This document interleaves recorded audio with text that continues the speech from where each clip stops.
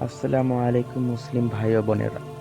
আজকে আমি একটা হাদিস বর্ণনা করব, গীবত সম্পর্কে হাদিস। আমরা জানিও না গীবত কত বড় একটা মারাত্মক গুনাহ। চলুন শুরু করা যাক।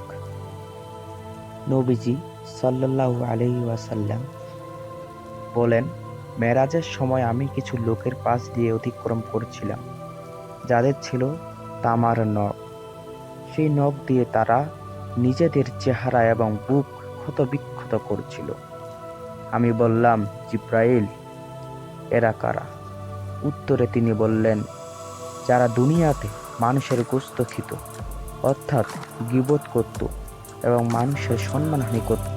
সুনানে আবু দাউদ হাদিস 4878, মুসনাদে আহমদ হাদিস 13340। ভিডিওটি ভালো লাগলে সাবস্ক্রাইব করতে ভুলবেন না। আর আপনি কি বিষয়ে আরো জানতে চান সেটা কমেন্ট বক্সে বলেন। এর পরবর্তীতে সে বিষয়ে আমরা আরেকটি হাদিস উল্লেখ করব। ধন্যবাদ সবাইকে।